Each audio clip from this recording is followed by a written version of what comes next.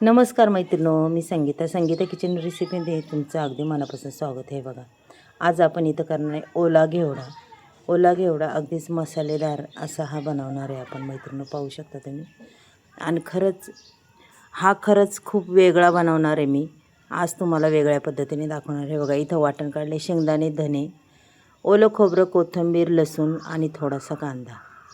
आता हे संपूर्ण आपण कच्चं असं वाटून घेणार आहे. पहा, पूर्ण असं कच्चं वाटून घ्यायचं आहे आपल्याला. पाहू शकता, वाटण मी अजिबात परतणार नाही आहे, कच्चं वाटण वाटून घेणार आहे. पहा, मस्तपैकी असं माहीम हे कच्चं वाटण वाटून घेऊया. पाहू शकता. आणि अक्षरशः अगदी माहीम असं वाटून घेतलेलं आहे. त्याच्यानंतर हा घेवडासुद्धा अगदी स्वच्छ असा धुतला आहे. पहा मैत्रिणी.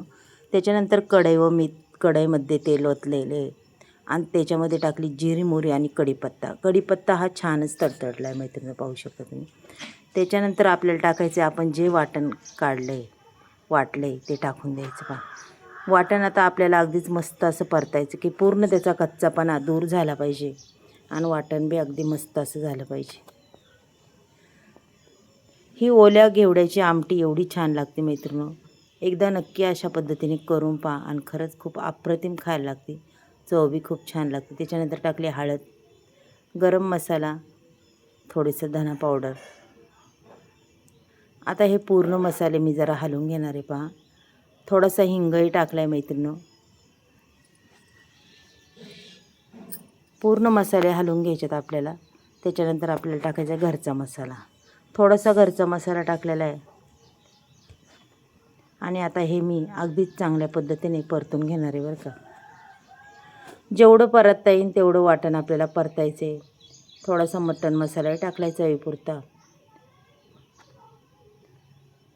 अगदीच चांगल्या पद्धतीने हे वाटण आपल्याला परतून घ्यायचं आहे मैत्रिणी. पाहू शकता तुम्ही.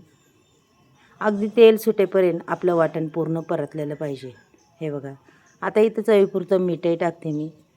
अगदीच मस्त असं वाटण परतलं आहे, तेलही सुटलं आहे. पाहू शकता, तुम्हाला दिसतच असेल मैत्रिणी.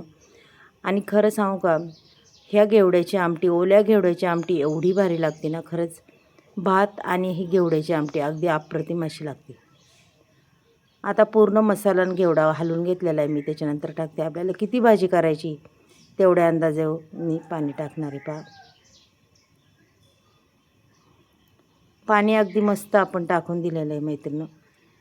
इथं मी 4 माणसांपुरतंच भाजी करणार आहे, जास्त नाही आहे. मस्तपैकी खळखळून उकळी आलेली आहे आणि भाजीसुद्धा रेडी झालेली आहे. पाहू शकता.